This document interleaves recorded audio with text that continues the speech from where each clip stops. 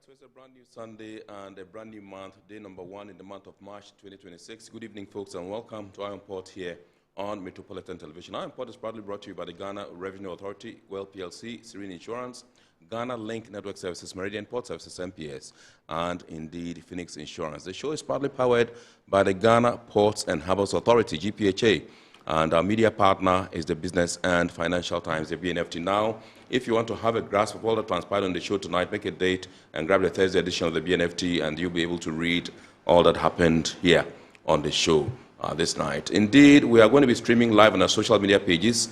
On Facebook, we are live at Ghana Ports and Harbours Authority. Ghana Ports and Harbours Authority. Still on Facebook, we are live at Port of Tema.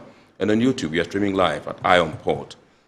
We shall be getting interactive with you as usual. So all you have to do is sit back, relax, grab your phones and send us your messages and comments ahead via our dedicated WhatsApp line, which is showing right on your screen, 0538 037353, 0538 037353. And when the time is ripe, and I pick signals from the production team, which will activate the phone lines for you to call in and contribute to the discussion. My name is Kennedy Mona. We are going for a quick break. When we return, we'll continue with the show. Please stay with us.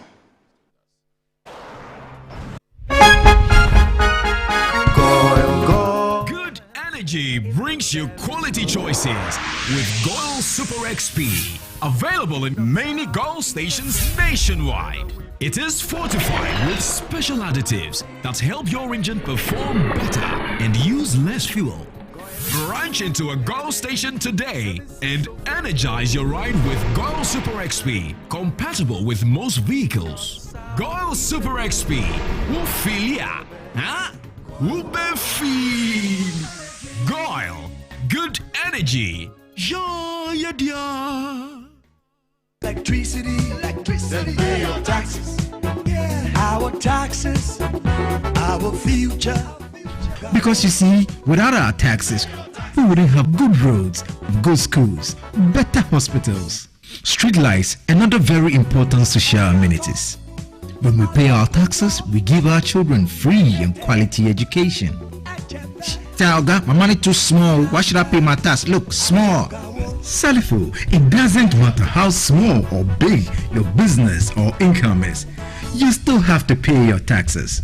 The little taxes from each and every one of us, when put together, could give your community clean water or that deprived school with tables and chairs. Please pay your taxes. It is your responsibility. It is your civic duty.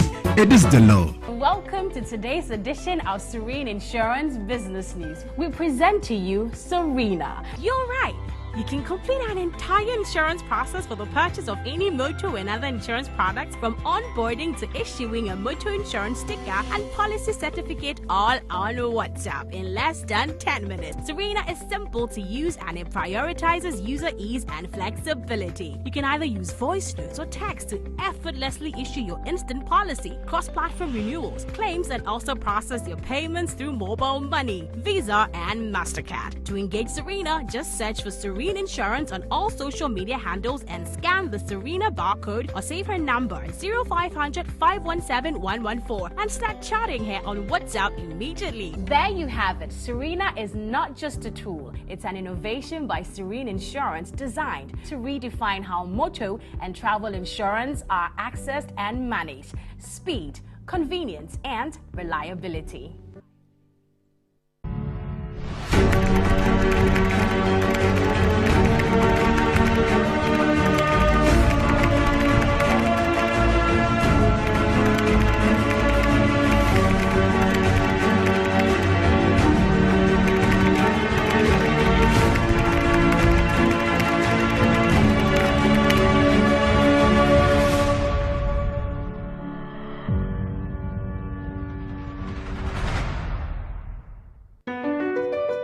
MPS Terminal 3 is Africa's new state-of-the-art container terminal at Tema Port. For manufacturers, agro-processors and traders, the new port means business can be done faster. This infrastructure boost will improve Ghana's port handling capacity, connect more trading routes, and oil the engine of growth for the economy, creating greater opportunities across all sectors as Africa's markets merge and become the largest trading bloc globally. MPS, we connect. you thrive. At Phoenix Insurance, we make the unpredictable predictable and the uncertain certain with our range of products, including motor insurance, fire insurance, engineering insurance, marine insurance, accident insurances, and all types of bonds. We have you covered. We also support you with risk management advice to enable you stay focused on your business. Take a policy with Phoenix Insurance today. We help you rise from adversity stronger and more secure. Contact us on 0302-246319 or 0302-246644 or any of our branches, agencies, and brokers spread across the nation. You can as well connect with us on our WhatsApp chatbot. Efiba is waiting to assist you. Make the future predictable with Phoenix Insurance. Phoenix Insurance, a delightful service experience delivered with wisdom.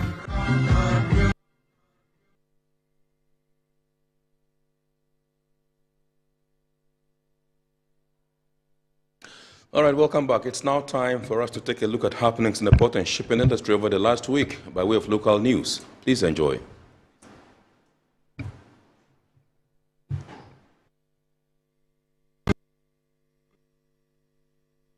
The Ghana Institute of Freight Forwarders is urging government to undertake an evidence-based review of recent transit enforcement measures following the Akanu-Dawenya Tema incident, warning that disproportionate responses could threaten Ghana's position as a preferred transit hub for Sahelian countries. In a press conference on Wednesday, February 25, GIF clarified that all 18 trucks linked to the incident remained electronically visible on the official tracking system. The 6 trucks initially reported missing were later traced and physically verified. The Institute explained that route deviation alerts were triggered only after enforcement officers redirected the trucks to the Tema Transit Yard, which lies outside the declared corridor, an indication that the electronic monitoring system functioned as designed. When customs gives you the chance to do the transit, they will tell you which route to use. So to tell you maybe from Akanu, you come straight on the Flower Road through Dawenya, use the motorway. You cannot go any other route apart from that. And so from the tracking that was done, we realized that the only time there was a certain diversion was when at Dawenya these things had been, like, if I don't want to use this, seized or brought to the Tema transit yard. And so then you would detect a certain diversion. GIF expressed concern over the formation of public narratives without prior stakeholder consultation, stressing the need for engagement to ensure accurate information and maintain industry confidence. The Institute noted that nearly half of cargo moving through Tema Port is destined for land-linked Sahelian countries, generating significant revenue through port charges, handling fees, and logistics services. So the falsehood that is spread out there, they should stop it. This particular transaction is a legitimate transaction. The public should know. Ghana should know. We are faithful. Definitely, we have some bad notes. We cannot admit that we don't have bad notes. But if the bad notes are apprehended, they should deal with them. So that the general people who do the legitimate, there should be free trade, free flow. While affirming that the tracking system worked effectively, GIF acknowledged areas requiring reform, including escort policy consistency, transit bond adequacy, route dwell monitoring, and post-clearance reconciliation. The Institute is proposing targeted, intelligence-driven controls instead of broad restrictions, warning that hardened measures could divert cargo, reduce port utilization, and trigger reciprocal actions from neighboring transit corridors. GIF respectfully draws attention to a forward-looking diplomatic risk. In the West African transit ecosystem, corridor policies often attract reciprocal treatment. Should Ghana be perceived as tightening transit access in a broader manner, neighboring jurisdictions may 1. Introduce mirror administrative frictions, 2. Recalibrate corridor preferences away from Ghana, and then 3. Adjust bilateral transit cooperation dynamics. GIF has called on the Minister for Finance to commission an independent technical review of the incident, engage stakeholders, and reaffirm Ghana's commitment to secure and facilitate transit trade. The Customs Division of the Ghana Revenue Authority has witnessed a change in leadership as Brigadier General Glover Ashong Anan officially handed over authority to the new acting commissioner, Aaron Kano. The ceremonial handover, held at the forecourt of the Customs headquarters in Accra, featured a rich display of military precision. In his remarks, Brigadier General Anan expressed gratitude to President Mahama and the Minister of Finance, Dr. Kaseo Atuforsen, for entrusting him with the leadership of the division. He highlighted the division's performance despite a difficult fiscal climate, announcing revenue mobilization of approximately 51.4 billion Ghana cedi in the previous year, a 14% growth. This ambitious goal underscores the indispensable role customs plays in Ghana's fiscal stability and national transformation. I have no doubt that with your characteristics, resilience, and determination, you will not only meet but exceed the target. In his acceptance speech, Aaron Kano pledged to lead with professionalism, ethics, and innovation. He extended appreciation to Brigadier General Anan, applauding his leadership and the achievements attained under his tenure. Aaron Kano emphasized a leadership approach grounded in professionalism, innovation, and teamwork. As I assume this new role, I recognize the immense responsibility that comes with leading an institution that plays a preeminent role in our country's economic development, security, and international trade. My staff and I will therefore provide a renewed spirit and direction to this great entity by ensuring that the tasks for which we have been employed are well executed. He further promised to leverage technology to enhance operational efficiency, strengthen risk management systems, and foster collaboration with border communities as well as regional and international partners. Commissioner General of GRA, Anthony Kwesi Sarpong, cautioned officers against unethical conduct, stressing that corruption does not happen by mistake. The goal of the division and the authority is our professional inheritance. This has been bequeathed to us from our forebears, and it is worth every effort to take and to reclaim it. So we would like to congratulate you on this occasion and to commit that as management of GRA together, we will work to ensure that we fulfill our mandate of raising revenue, which is the blood for developing the nation. He reaffirmed the authority's commitments to cooperating fully with investigations and stated that officers implicated in unethical acts would not receive institutional protection.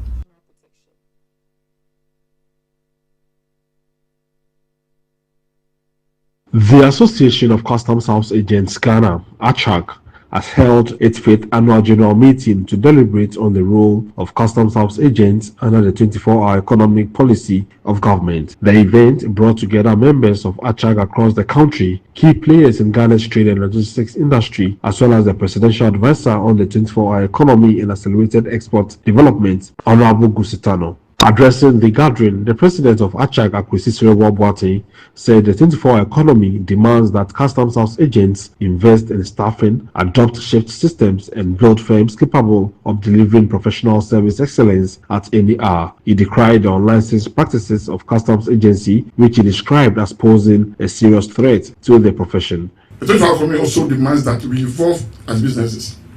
We must invest in staffing, adopt shift system, and build firms capable of delivering professional services excellent at any hour. The days of the single operator, office hours only practice must give way to structured, resilient enterprise.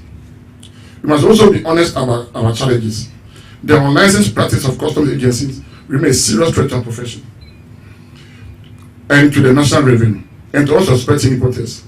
We will continue to work with customs division and all relevant authorities to ensure that practice is firmly curtailed. There were solidarity messages from the Ghana Ports and Harbours Authority, Ghana Shippers Authority, Food and Drugs Authority, and the Ghana Standards Authority on the impact of the 24-hour operations in the port and shipping industry. We have seen significant progress through the expansion works in both Tema and Takoradi ports, from MPS Terminal 3 and the strategic dredging of the port of Tema, to the recognition of Tema as a primary port of call for major Far East and West African services, among others, alongside the continued development of the Takoradi port as a premier hub for oil and gas logistics.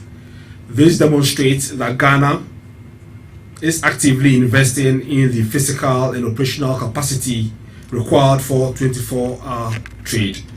Under a 24-hour economic framework, your role evolves beyond routine documentation and cargo clearance to one that demands continuous compliance, real-time responsiveness, and round-the-clock operational readiness. Ladies and gentlemen, digital trade facilitation is the backbone of a functional 24-hour economy. As Ghana embraces the 24-hour economy, enhanced collaboration based on trust, transparency, mutual respect will be essential to optimize processes, leverage technology.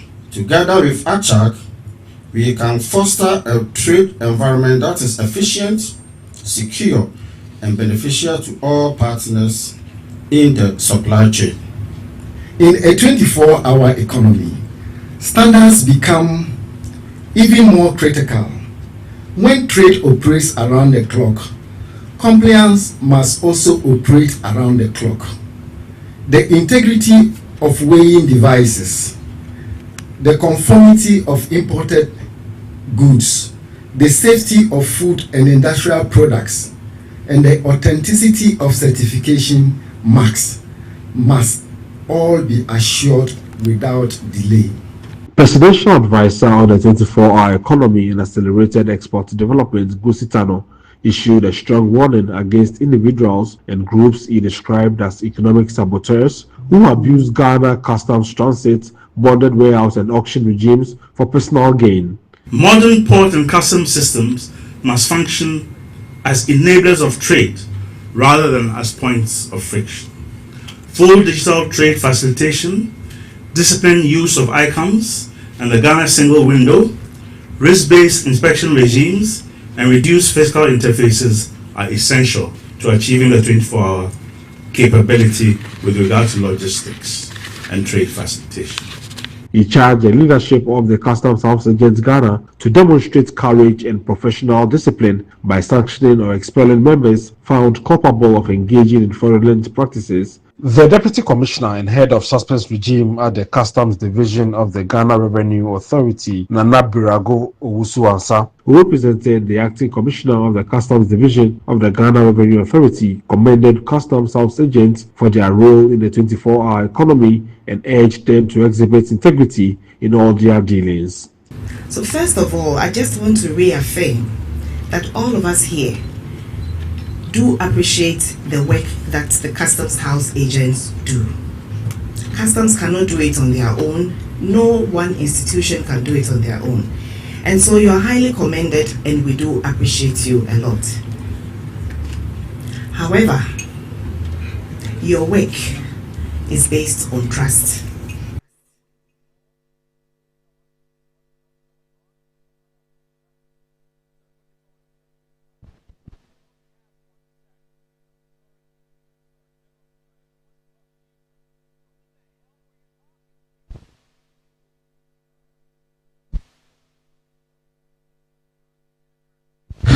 All right. My microphone was off, I've been told. Those were happenings in the port and shipping industry over the last week by way of local stories. And we are zooming into our discussion proper tonight. And tonight we're taking a look at the Transformative Seatime training program that has been introduced by the Ghana Maritime Authority, now under the leadership of our naval captain retired, Kamaldeen Ali, PhD. I would want to go through this so that we appreciate what we're going to be discussing tonight. Now, the Director General is going to tell us about a significant milestone that the Ghana Maritime Authority has struck, and that is the placement successfully of 3 Ghanaian cadets on their Seatime training program with the Kuwait Oil Tanker Company. Now, this development marks a turning point in the authority's strategic efforts to restore and expand Seatime opportunities for Ghanaian cadets after a period of critically low placements that threatened the career progression of aspiring seafarers. Now, upon assuming office, the DG identified the decline in Seatime berths as a major bottleneck to employment in Ghana's maritime industry. Now, through sustained diplomatic engagements and strategic negotiations with leading global shipping lines, the authority has begun reversing this trend. Now, the latest deployment builds on their earlier placements secured last year and signals the beginning of a broader long-term agenda to position Ghanaian seafarers competitively within the global shipping industry. Now, tonight, DG will also outline upcoming initiatives aimed at strengthening partnerships with international shipping companies, enhancing cadet readiness, and reinforcing Ghana's reputation as a reliable source of disciplined, highly skilled, maritime-trained professionals. Now, the interview will highlight national pride, international collaboration, and a renewed vision to integrate Ghanaian maritime talent into the global workforce. And so I'm privileged and pleased to welcome to the studios Naval Captain Retired Dr. Kamaldeen Ali, Director General, Ghana Maritime Authority. Good evening, sir, and welcome. Thank you very much, Mr. Bernard, for hosting me. Bernard is a politician, sir. Oh, Mr. Mona for hosting me. Yes, sir. Mr. Mona for hosting me. Yes, yeah, sir. I actually wanted to use the Mr. and then I came to the first I get name. it, sir. Yeah. Yes, sir. So, Mr. Mona for hosting me. Absolutely. Kennedy, I'm sure we've done this, in the past. Absolutely, sure. But this is particularly important. Sure. Let me use the opportunity to say Ramadan Kareem to people who are fasting. Also, we also know it's a Lent period. Sure. Lent is still ongoing, isn't it? Also for those who are in Lent. Absolutely. So thank you for hosting me. Thank you, sir. Thank you, sir. Thank you, sir. And indeed, like you said, we are in the Ramadan season, and he's fasting, but he's hard to oblige us. We're deeply grateful and profoundly grateful, sir, for coming to the studios tonight. For God and country. Amen. Amen. Thank you so much, sir. Thank you. So when you assumed office at the Ghana Maritime Authority, Seatime opportunities was described as being at an all-time low. What were the immediate steps you took to remedy this particular situation, sir? Yeah, thank you very much. And let me put a few things in context. Yes. First and foremost, as a Director General of Ghana Maritime Authority, I'm exceedingly grateful for having that responsibility reposed on me by His Excellency the President. Right. And I said it's not on generic grounds, but also because only 2-3 weeks ago, I had the opportunity of briefing the President on some of the things that the board and management of the authority are achieving. I read that. I read that on your wall. Yes, and on the particular issue of seafarers, the president was very encouraging and very interested in seeing that we are able to boost that. And when the president is very interested in something, apart from appointing you to the position, it also encourages you to achieve that task and that deliverable. And secondly, what we're speaking of here is also a collective effort. There is a ministry under which we work, the Ministry of Transport. Absolutely. But there's also a board that is very much focused on making sure that they help management deliver. At management level, you have broad number of stakeholders and officers, and at staff level, we've so far been working with very bright staff members who are making us able to see things, some of which you wouldn't ordinarily see through research and input. So that is very, very refreshing. Absolutely. Having said that, yes, I think maybe if we can put a few things in context. Yes, please. So that our listeners can understand. Absolutely. The global community is anchored on shipping. There is no doubt about that. Without shipping, nothing happens in the global community. So that is extremely important. And what that means is that it is just not about goods, but it is also about all manner of opportunities along the shipping value chain. Absolutely. From all the way from construction of ship, to manning of ship, to ship insurance, to ship businesses, ship mortgages, to the crewing of ships, to everything. There's a whole spectrum of what I call the value chain, capture that is available. And one such is what we call the global seafaring industry. As we speak, we are almost nearing something close to 2 million, Right. something about 1.9 million seafarers across the world. And this is very significant. Of this number, the number is fairly distributed between officers and ratings. So of the almost 1.9 million seafarers, it's fairly distributed between officers and ratings.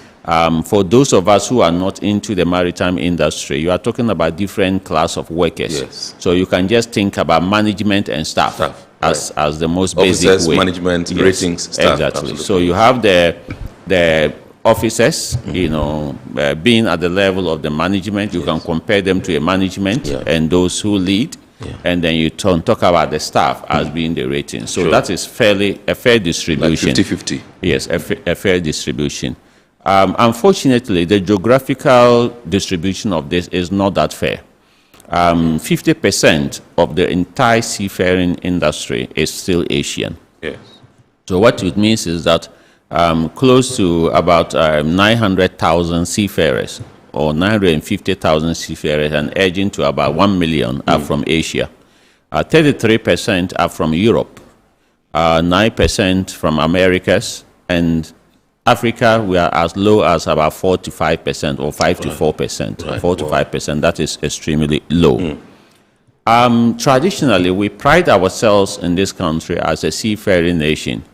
Yet when you come to the African context and you see our performance, I'll mention two words. Although I am exceedingly proud of the seafarers, I am semi-proud of our collective performance as a country. Because we rank about fifth. About fifth, you are now having Nigeria somewhere sitting at the top. You have countries such like Sierra Leone, Morocco, Egypt, that have all bypassed us. In terms of the placement of seafarers? In terms of numbers of seafarers generally. Yes, so just we are seafarers generally. So as a country, we perhaps have still not done more than 5,000 seafarers. And that is why I said I'm very much proud of the seafarers, both ratings and officers, but not exceedingly proud of our collective performance. Yes. If you track back and you realize that we were one of the best and seafaring nations in Africa, having established the Nautical College somewhere around 1958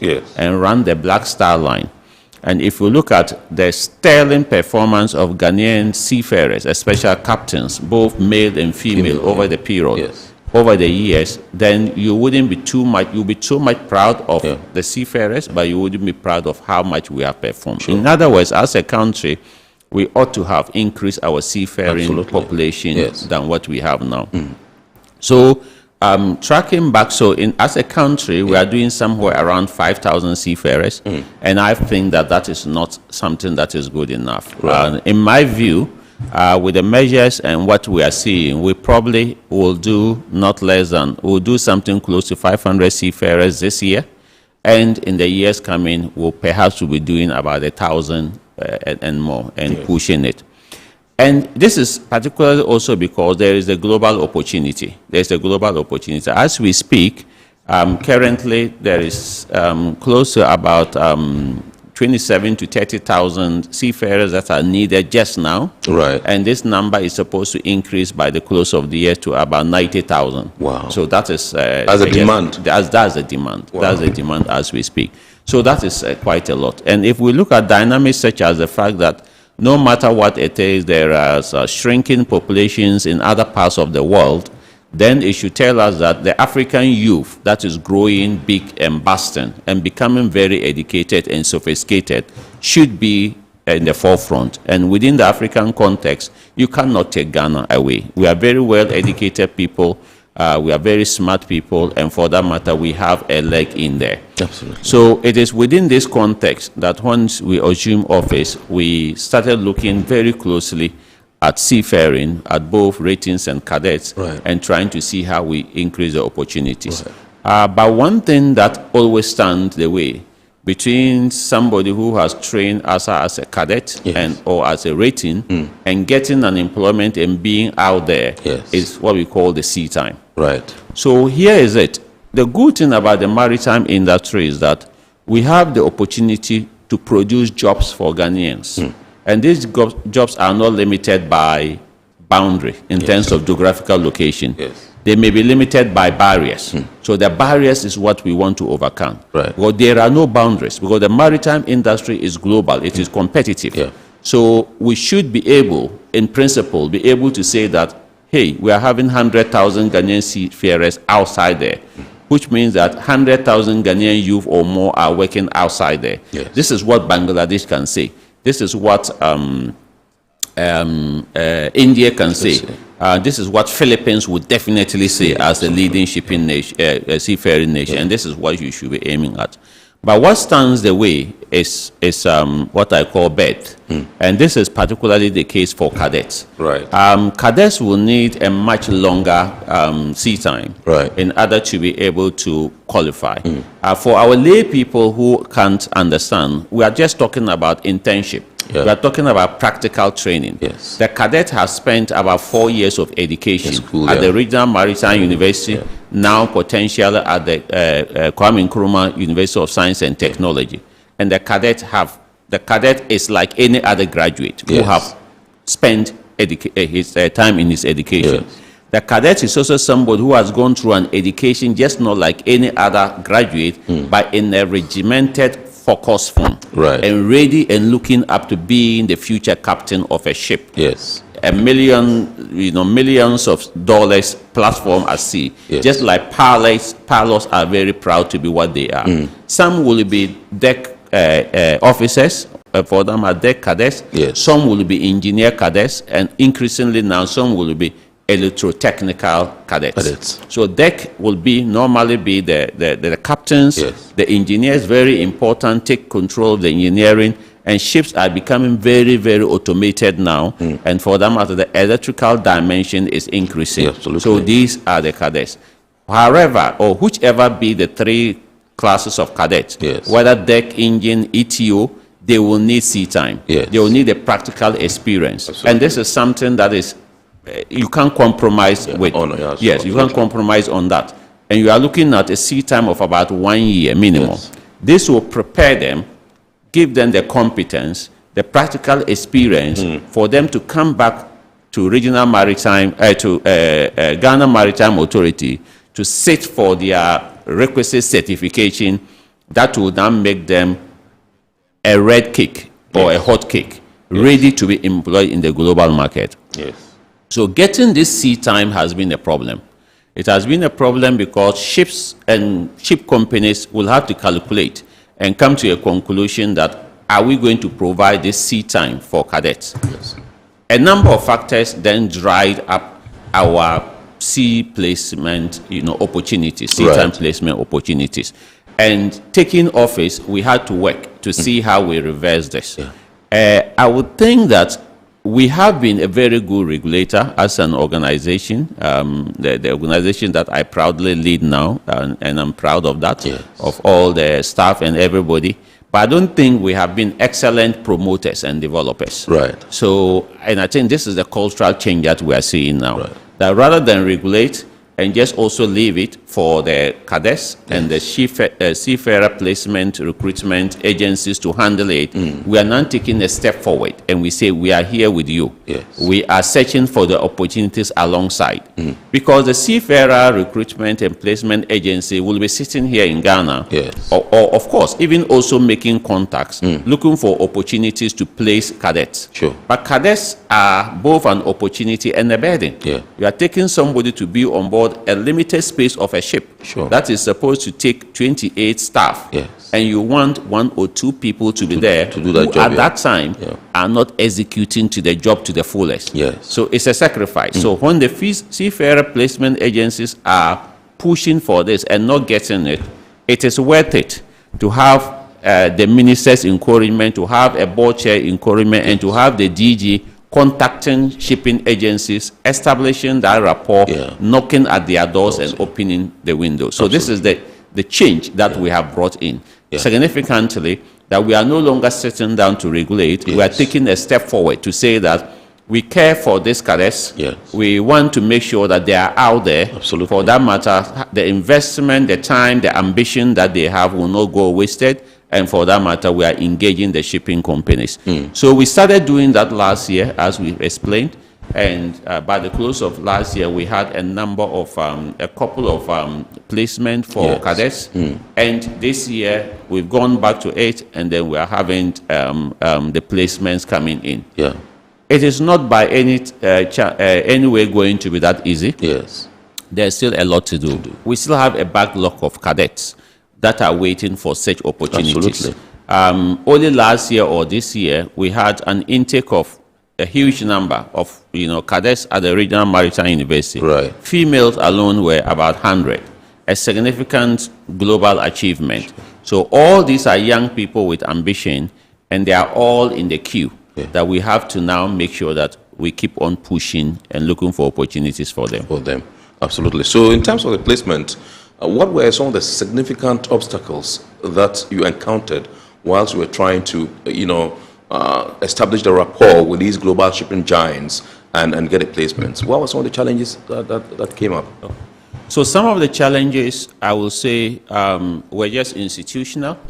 They were just institutional because we didn't meet a good culture already, an ecosystem that exists already in the authority that we could leverage on, where there's already a template of working with, and going around or going about with these shipping companies. Right. So you have to build something from the scratch and then to work with.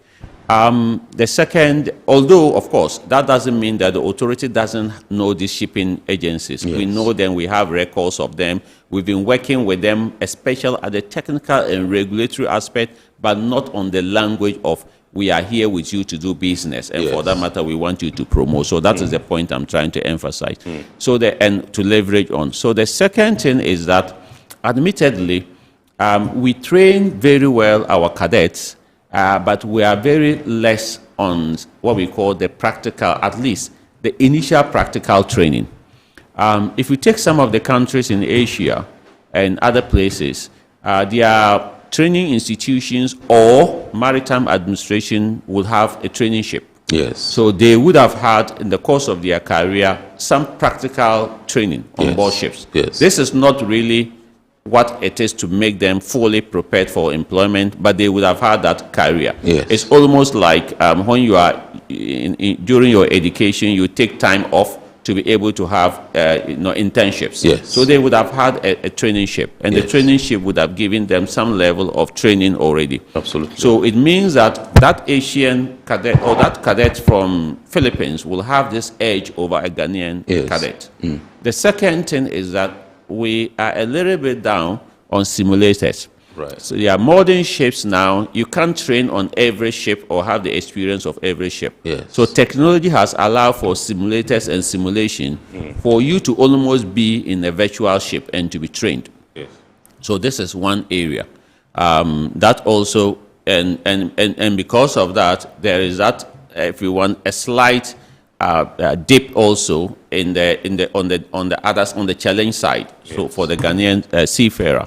And for the Ghanaian cadet. Yes. And I think, but that is beginning to change now in the Ghanaian context. Yes. So these are some of the things that from the word go will be, taxing the mind of a shipping placement agent, a shipping company. Yes. That should we choose the Ghanaian seafarer, there are positive. The positive thing is that when we engage the industry, and tell them what are the problems and what are the positives. Yes. They told us the problems, but they also told us the positive. They told us the positives that they believed in the intellectual training of a Ghanaian cadet. Absolutely. Which is very good. Yeah. Although we say that we are very academic and less practical, the academics has got an advantage because shipping is also becoming sophisticated. Yes. So you want to see somebody who is just not practical, but who is also intellectually grown to be able to manage the sophistication.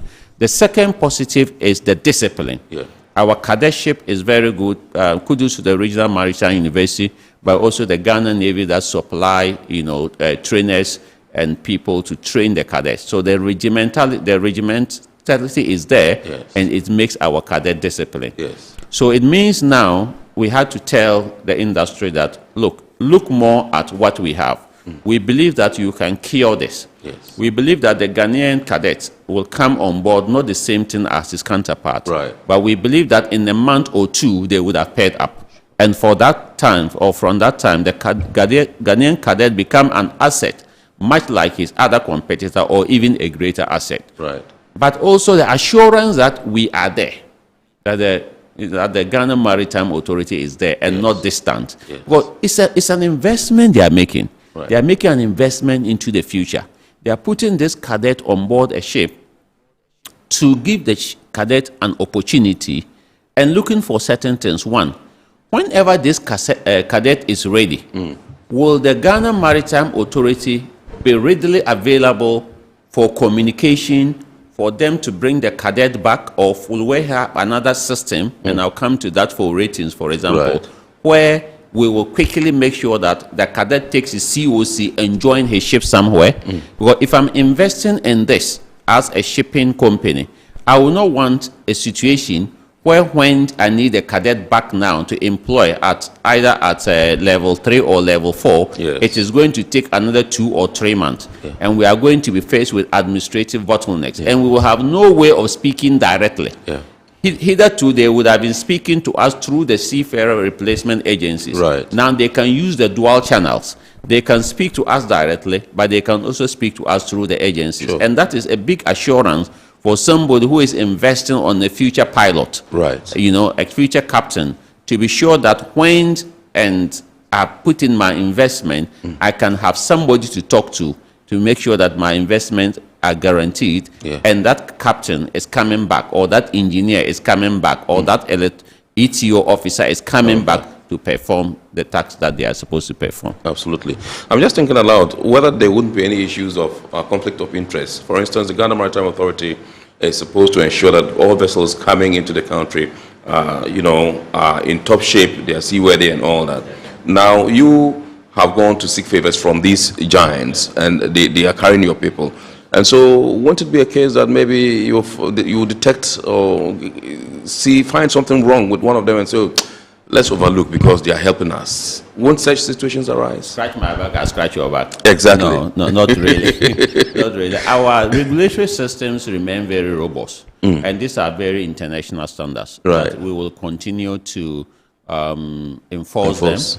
We enforce them at the highest level of international standards. You would have seen that last year, by the end of last year, we were adjudged as the best throughout the whole of the West African sub-region in terms of the quality of our inspections. Not the quantity, but quality. And we won that from the Abuja MOU. Congratulations, absolutely. Yes, which is something credible. That's huge. I give it to the post-state control officers that we have working in Tema and Takoradi and able to give us this success. So we'll continue.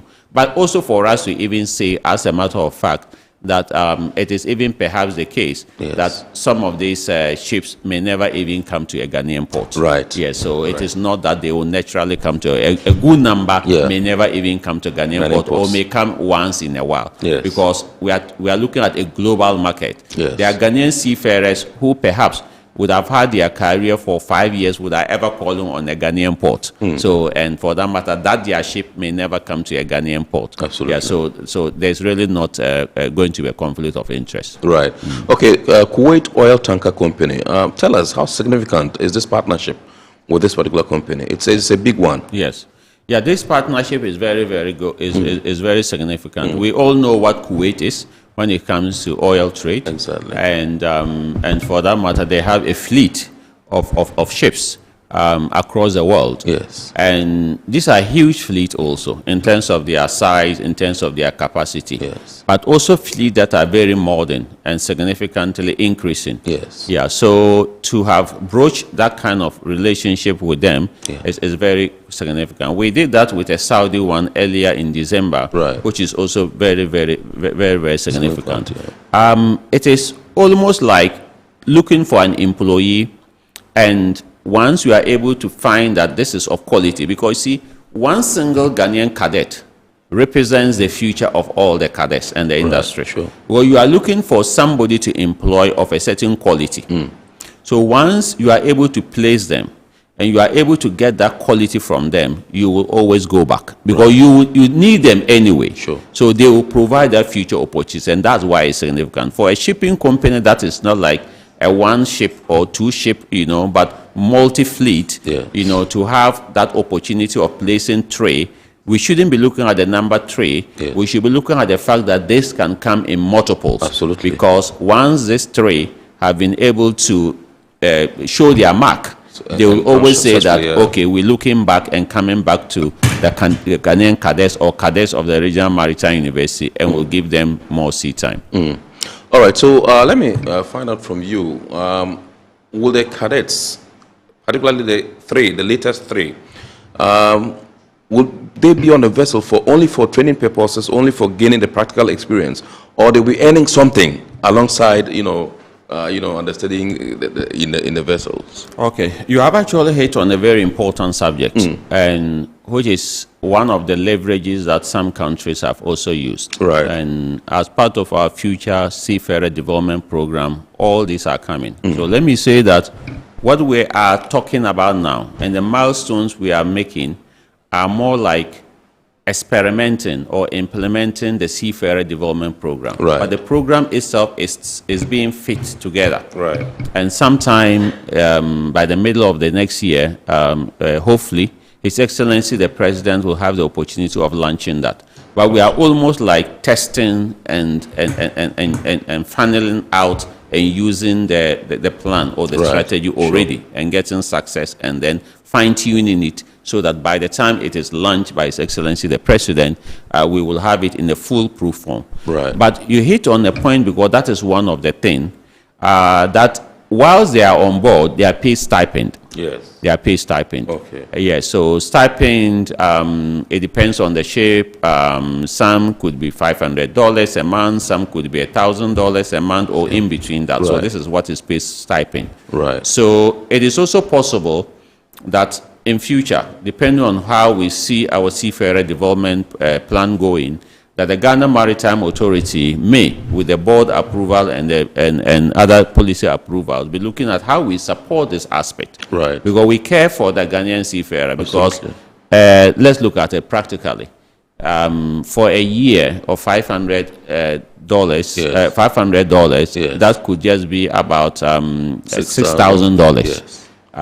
When that Ghanaian seafarer goes through and gets a job, his starting salary may be about $4,000. Yeah. So, and he's going to have it for the rest of his career. Life, yeah, sure. It could even be something that he may pay back in his first 2-3 salaries, right, or in a couple of salaries he will pay back. Yeah. So we would actually be looking for a number of ingenious ways of doing that. But the question is answered that normally they are paid stipend, right, and the stipend is also part of what may make a decision to a shipping company as to whether, although not too significant, I believe that the quality they are looking out for is more of the driving factor. Right. The stipend is less significant. Absolutely. Awesome. This is our report here on Metro TV, and tonight we are taking a look at the Transformative Seatime training program of the Ghana Maritime Authority. That is a way of opening up employment opportunities for Ghanaian seafarers, both officers and indeed cadets. But this particular focus is on the cadets. And just last week, the authority was able to sign off about 3 cadets to one of the big shipping giants in the world.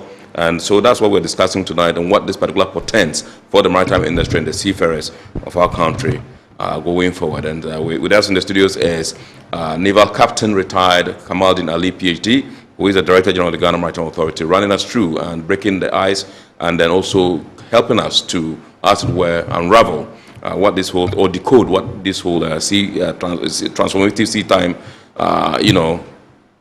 training program for the cadets is about. And so we're going to go for a quick break. When we return, we'll continue the show, and that's when we get to activate the phone lines for you to also call in and contribute to the discussion, and then we shall also read your messages to the rest of the world and elicit responses from our guests for you. Please stay with us. We'll be back.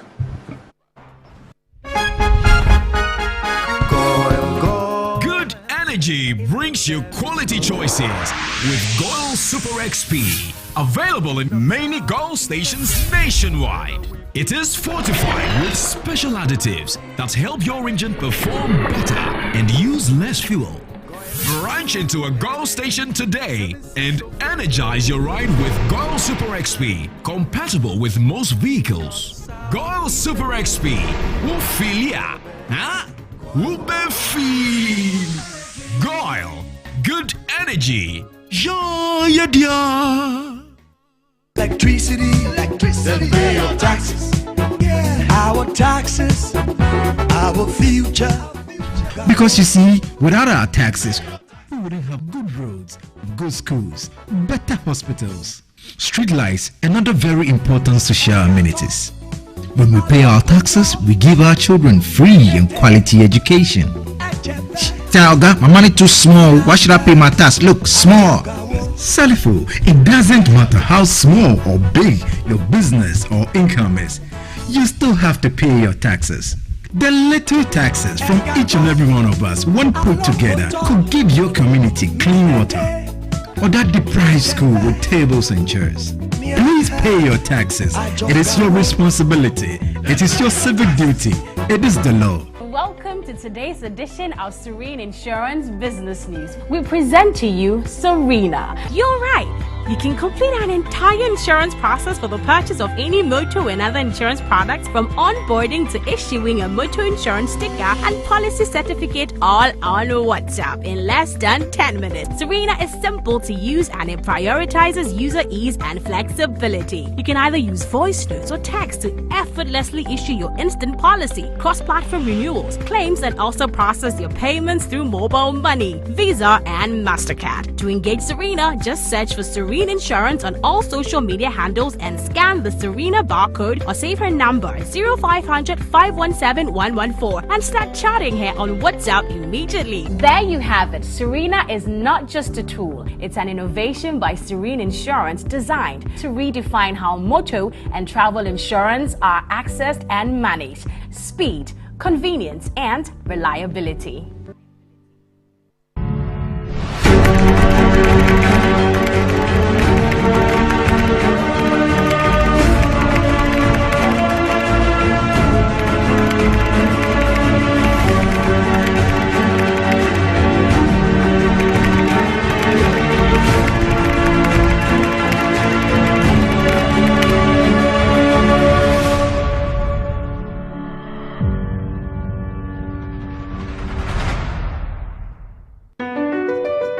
MPS Terminal 3 is Africa's new state-of-the-art container terminal at Tema Port. For manufacturers, agro-processors and traders, the new port means business can be done faster.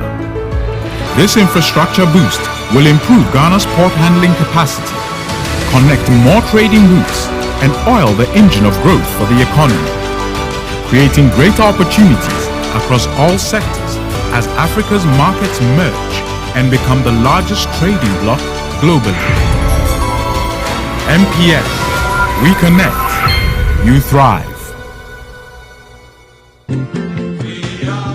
At Phoenix Insurance, we make the unpredictable predictable and the uncertain certain with our range of products, including motor insurance, fire insurance, engineering insurance, marine insurance, accident insurances, and all types of bonds. We have you covered. We also support you with risk management advice to enable you stay focused on your business. Take a policy with Phoenix Insurance today. We help you rise from adversity stronger and more secure. Contact us on 0302 246319 or 0302 246644 or any of our branches, agencies, and brokers spread across the nation. You can as well connect with us on our WhatsApp chatbot. Efiba is waiting to assist you. Make the future predictable with Phoenix Insurance. Phoenix Insurance, a delightful service experience delivered with wisdom.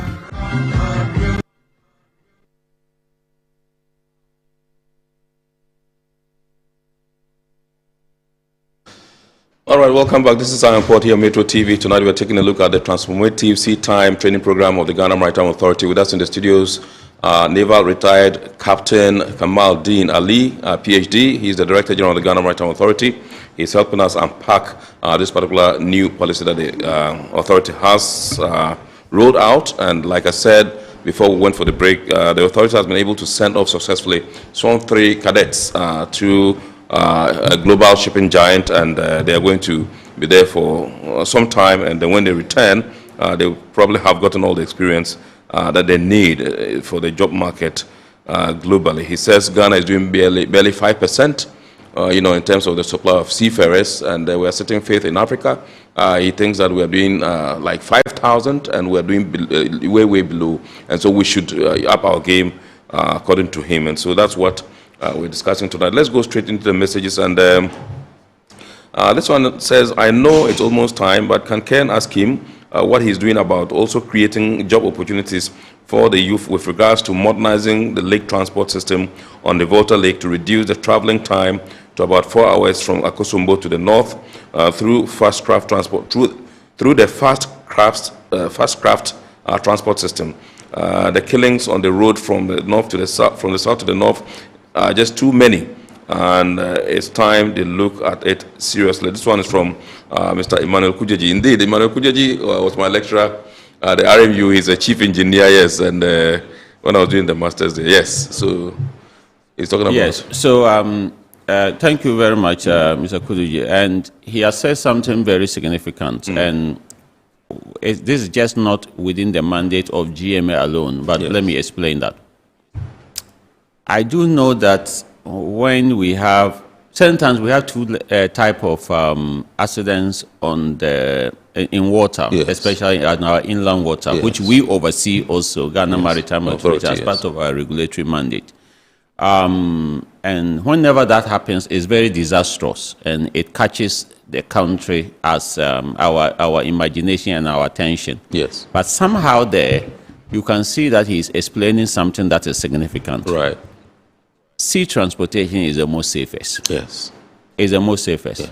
Despite some of the accidents that we have recorded as a country, most of them really not from the normal transportation. Certain times it is irregular way of using the boat. Right. Otherwise, it's still the most safest. Yes. If you look at the road crashes that we have, if you look at the fact that, of course, when it comes to aviation, only an insignificant part of us will do internal aviation travel. Yes.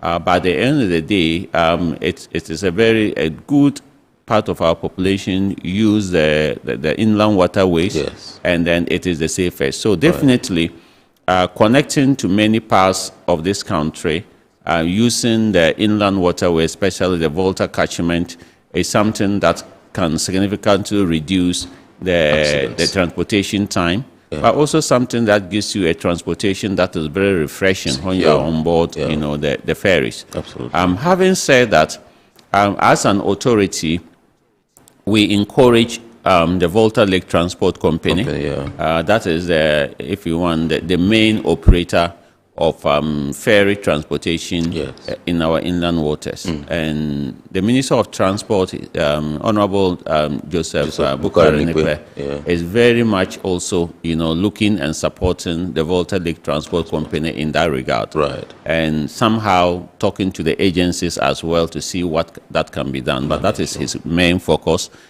Partly also because this is something that will help the 24-hour economy and our country. Absolutely.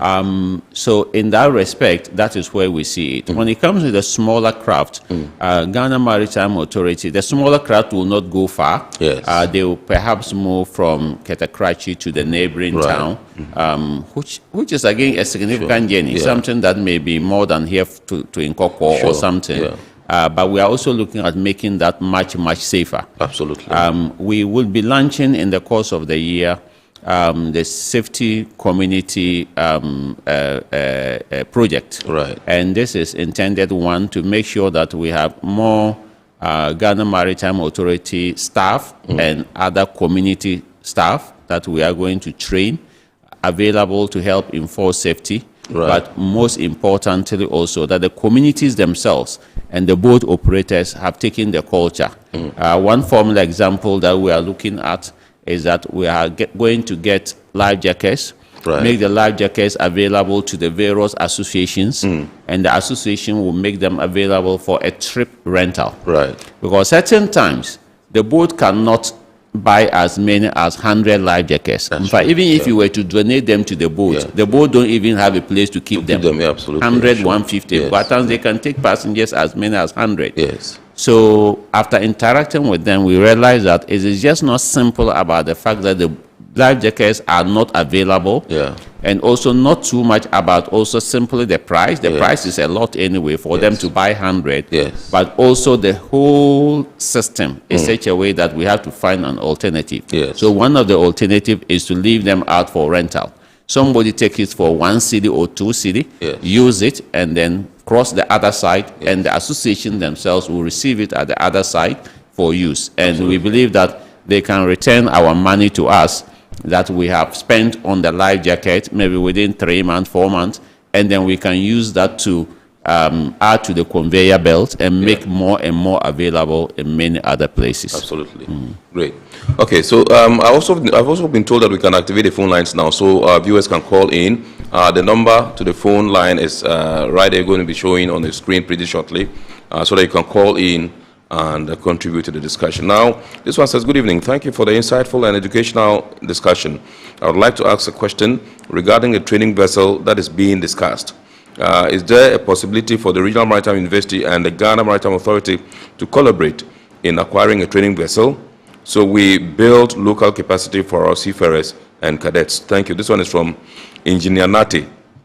Okay, Engineer Nati was my mate when I was doing the master's program at the RMU. So double engine, you call him double engine. Okay, double engine. Okay, Yes, that was how much his capacity was. Absolutely, double engine, seriously. Yeah. Thank you, Engineer Nati, for the question. Yes, so having a training vessel for the Regional Maritime University is the ultimate.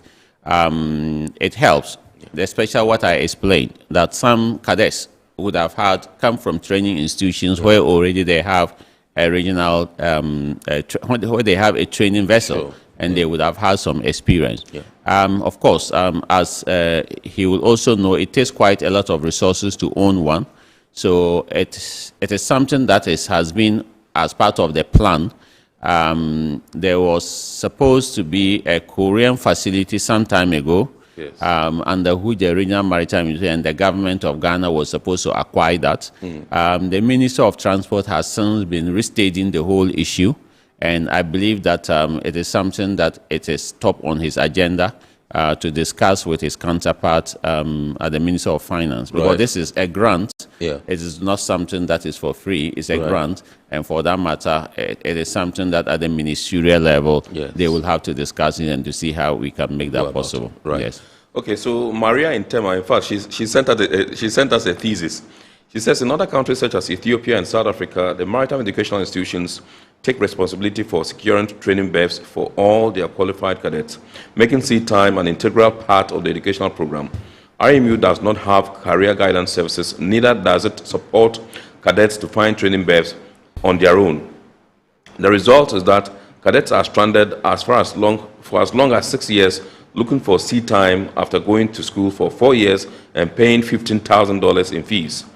As the head of the GMA, how is the regulator ensuring that the RMU, which it regulates, is actually preparing students for and supporting them to secure careers in seafaring, to give true meaning to the Go to Sea campaign? Okay. Now she continues. I said it's a thesis. As of 2024, Ghana already had mutual recognition agreements with 40 countries, which controls some 75% of global tonnage. Also, Ghana has been on the IMO whitelist for a few decades.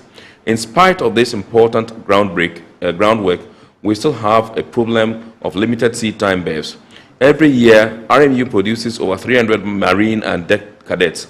Between Hafnia, that's 16, BSM, 60, and a few others, an estimated 100 cadets find placements each year, leaving 200 or so cadets desperate without Seatime after spending $15K on a maritime education. Can DG tell us how this new program plans to get 200 or so cadets on ships each year? Maria who?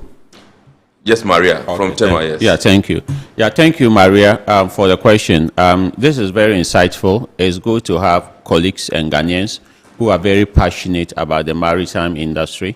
What Maria has actually sent to us shows great knowledge, depth on the subject, but also her interest and passion for getting seafarers the job and the career and the ambition they're looking for. Absolutely. So exactly, I think Maria has hit the point that yes, we've been excellent regulators, and then we are taking a step forward to be promoters, to be developers in the industry.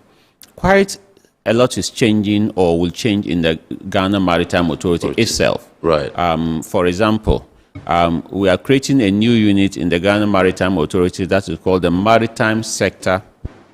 The Maritime Sector Development and Innovation Unit. Right. So this is a unit that is going to look at maritime sector development and innovation. We previously didn't have that. Sure. Let me say that in the beginning of Ghana Maritime Authority, it was conceived but never operationalized, and somehow it became defunct. Right. That was called the Manpower Planning Department. Right. But because it was called the Manpower Planning Unit, it didn't also convey exactly what it meant. Sure. So when we met stakeholders earlier this year, industry stakeholders, one of the things they said is, look, we should look for names that tell people what this unit is for. Right. So that is why we are seeking board approval now to change the unit, and the board is already in tune with that, from a maritime manpower planning and development to maritime sector development and innovation unit. Right. This is going to have that ball, that eye, that ball, research, looking what is happening, global trends, where do we find the next blue gate, and what do we do? That is what is going. Right. And these are the steps that we are taking. And all the statistics she mentioned are correct. And that was why when I took over office, and my team wanted to go for the Seago campaign, I said, no, don't go. Right. Don't go 2025. Well, I cannot afford for us to go campaigning that more students should enroll when the conveyor belt is not moving. Absolutely. I want to see the conveyor belt moving. And collectively, the board said they want to see the conveyor belt moving before we think about going for the sea campaign. So this is absolutely important. And these are the things that we are now taking in order to open the space. Yes. But that closeness with the industry is extremely important. For example, she has mentioned Hafnia. Yes. But let me mention something before I come to that. So we have also developed, and perhaps in the next 2-3 weeks, we have what we call the school, the Seafarer Career and Orientation, Seafarer Career Orientation and Welfare Workshop. Right. So for the first time, we are going to have a welfare workshop where we bring seafarers and discuss many things in the spectrum in their welfare. We are not only discussing things about GMA and them, what we must do to improve them. Right. We are also looking at their career ahead and bringing mentors for them to talk to. Absolutely. But we are also even looking at their welfare, their finances. What are you going to do with your finances? Look, you are going to be at sea every time, and you are earning salary. And you cannot be at sea. At some point, you have to come back to shore after 10 years. But you are the seafarer who is spending only 2 months or 3 months of your time in Ghana. How do you secure finances? What should be the best way? And we all know how things can be. You can entrust your money in A or B, and everything will go down. And you are always all the time outside. So we are looking at, so we bring banks, bring other people to discuss this. And this is something that a concept note has already been developed. We are looking at it, and then management and board will look at it. But going to the point that she mentioned, yes, we are now having BSM that is doing a wonderful job. And recently BSM has acquired some new simulators. Our staff have gone to train on the simulators for examination purposes. But we are discussing, although at the very rudimentary stages, with BSM, because currently BSM, the cadets that they want to employ, they pick them and then give them all these opportunities. But we are asking ourselves that in between the period, what can we do with BSM so that those simulators can be made available widely for all the cadets of the Regional Maritime University?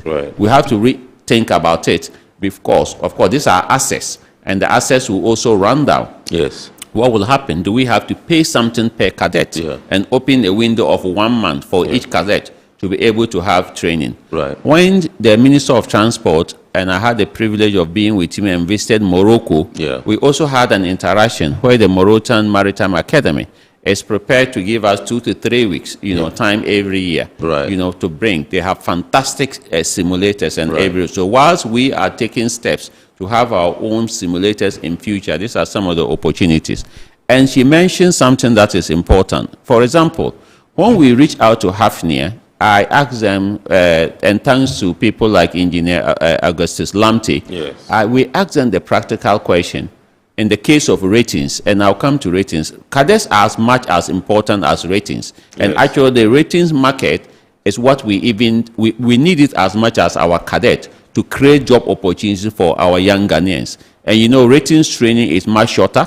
It takes only about it, and that is the point I'm coming. It's much shorter, and you are looking at the level of JSS or SSS, and they can equally get a competitive job globally. Yes. But when we interact with Hafnia, for example, we ask them the question, what can we do to make you have preference to a Ghanaian rating as your number 1 or your number 2 choice of employment? They have discussions with us, and they showed us what is necessary.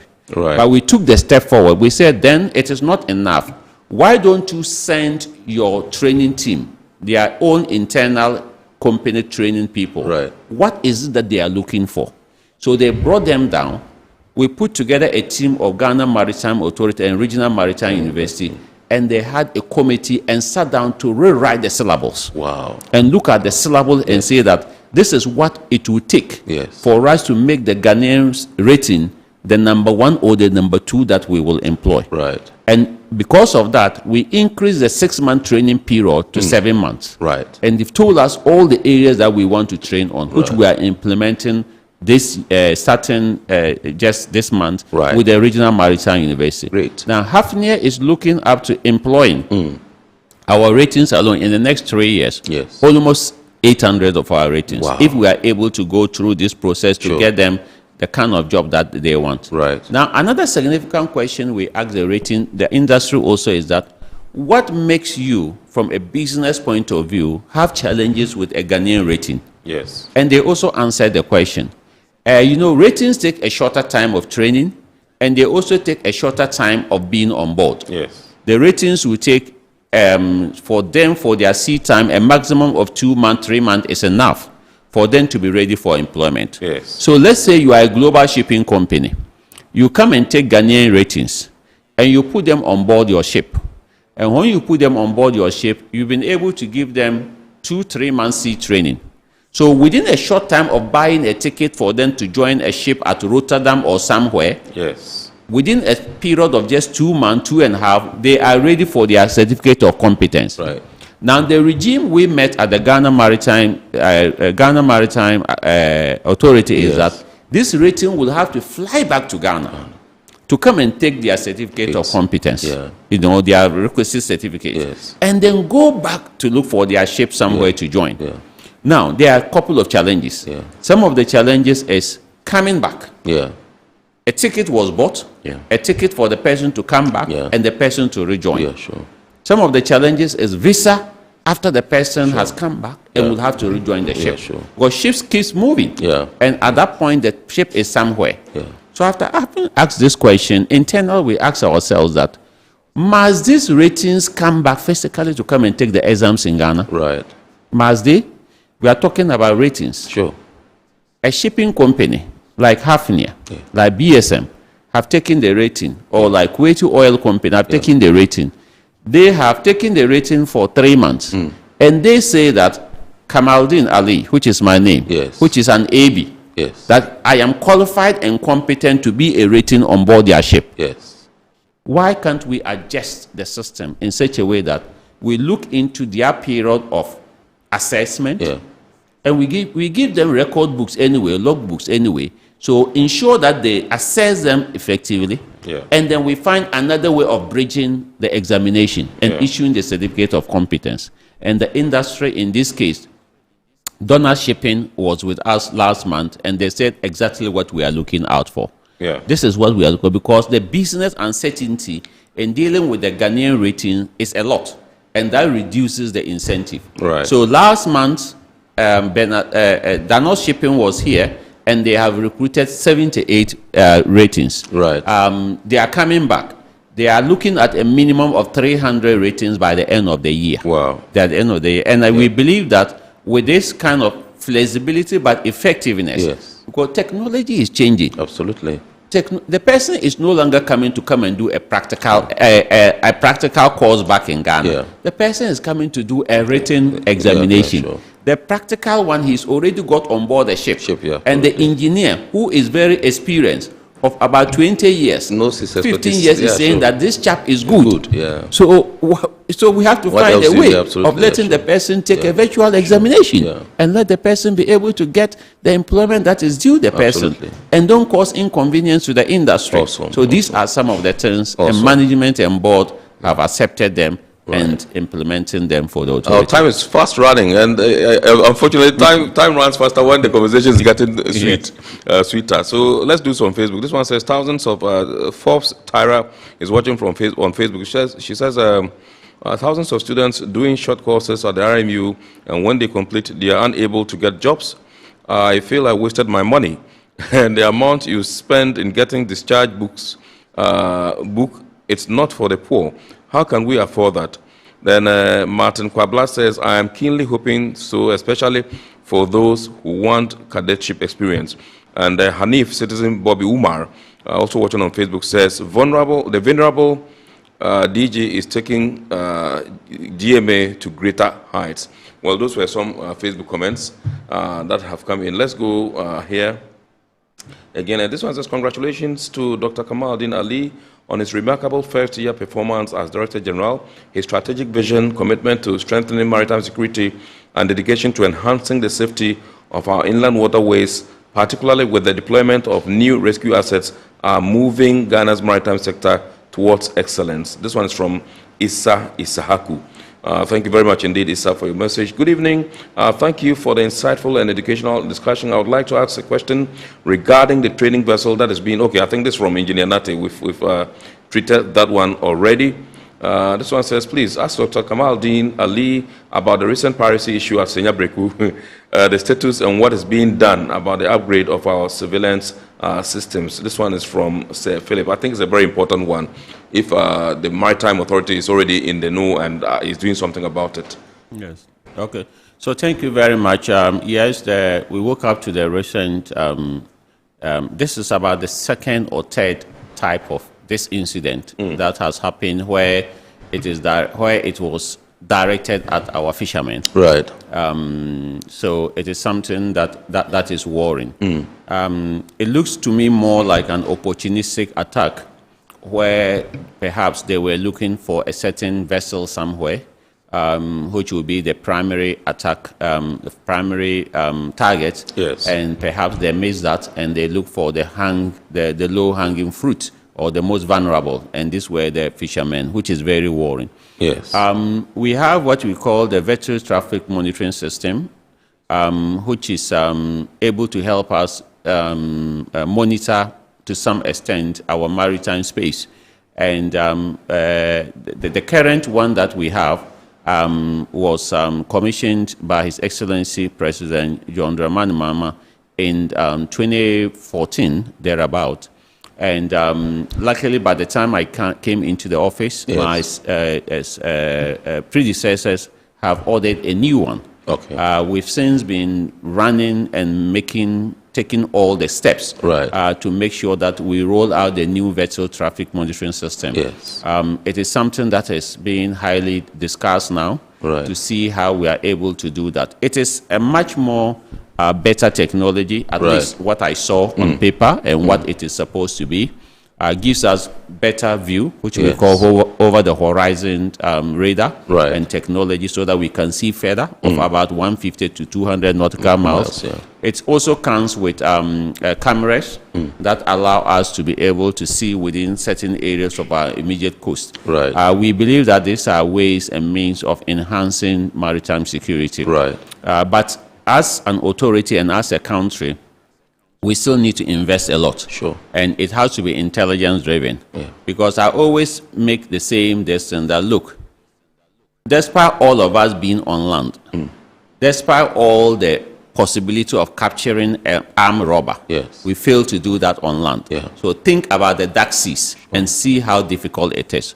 So you need different layers to be able to achieve that. One such layer is tooling the Ghana Navy. Because when there is expectation of being caught at sea, then the incentive will reduce. If the Navy, for example, has an OPV, an offshore patrol vessel, embark with 1 or 2 aircraft that can take off, be able to strike down any kind of pirate, they wouldn't do that. But they do know that it may take 3 hours or 4 hours for the Navy to scramble and be able to reach there. Because it's normal. That's true. Assuming if police in Accra were those responsible for taking care of an armed robbery in Kumasi, how long will they take to reach Kumasi? That's true. Yes. So if the Navy is somewhere and cannot have an aircraft to move or a fast boat complement to move, then there is incentive for the criminal. So different layers of security is what we need in order to achieve a better maritime space in terms of safety and security. Let me take this last message. It says, please, can you ask if seafarers can be enrolled into paying of social security as part of Ghana Maritime Authority's mandate to secure seafarers' future after sea? Exactly. So these are some of the things that we really discussing now. Yes, we are discussing all this now. So when we begin to engage seafarers, we are also looking at this. We are looking at social security for seafarers. And maybe even encourage the SNIT, maybe they may have to develop a targeted form of this thing for seafarers. Because remember that seafarers generally will not, only a few of them will take a career up to 60 years. No, otherwise a good number of them will revert to shore. You know, revert to shore after some time. So you cannot be looking at 60 years, for example. So we have to find an instrument that may fit the seafarer. Also because the seafarer can pay a significantly higher premium also, or is premium for their social security every year. But we also believe that when we begin to care and this, and we are also looking at even a possible tax system for the country. Yes, because if human beings, for example, are amenable to paying tax when they can see value. So we even foresee the possibility of paying tax. There is one thing that in future that all of us may be looking at, which we call a Seafarer Development Fund. That it is not a fund that will have many people contributing. In some of the countries that we are talking about, they have it.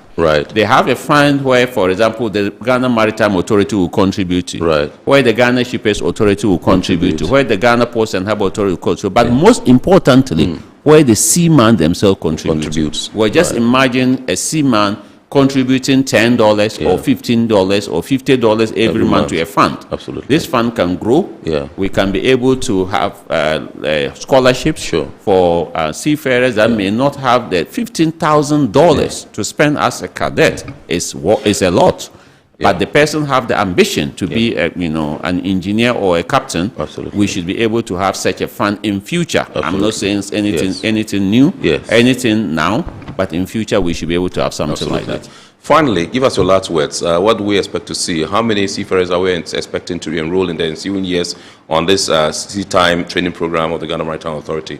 And what legacy would you want to leave, in terms of maritime sector seafarer employment in our country? My last word is actually to thank all those we have been working with in pushing this, from minister to board level to staff and everybody who is focused on this. I believe that naturally, the way we are going, that our numbers will increase. I believe that by the end of this year, that we should be able to do collectively, both ratings and officers 500.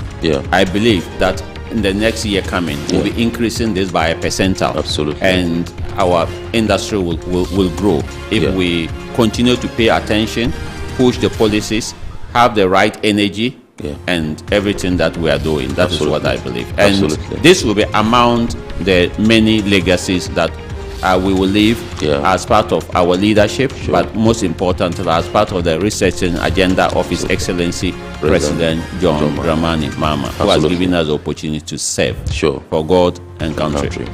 The man knows his onions captain, naval captain retired Kamaldeen Ali, PhD, Director General Ghana Maritime Authority, helping us to unpack the, as it were, Transformative Seatime training program of the Ghana Maritime Authority, helping to put cadets on vessels, global giants, creating employment opportunities for them, and to ensure that we bridge the gap as far as seafarer employment in our country is concerned. He joined us this evening to discuss this beautiful topic. Thank you so much indeed for obliging us. Even though you are fasting, we are deeply and profoundly grateful. And we know that as and when we call and you have the time, you always oblige us. Thank you very much indeed. Absolutely. Thank you, sir. Most grateful, sir. Thank you, sir. Thank you very much indeed, sir. So we'd like to say big thanks to our sponsors, Ghana Revenue Authority, Well PLC, Serene Insurance, Ghana Link Network Services, Meridian Port Services, MPS, and indeed Phoenix Insurance. Remember, the show is powered by the Ghana Ports and Harbours Authority, GPHA. We entreat you to keep watching the rest of our programs here on Metro TV, and God willing, we entreat you to watch the abridged version of I Am Port on Wednesday at 8:30 p.m. on Ghana Television, GTV. God willing, next week we shall bounce back with another wonderful edition of your favorite I Am Port program. My name is Kennedy Mona. We wish you a blessed and super week ahead, and we say keep on keeping on. We thank you so much. God bless, no less. We're out.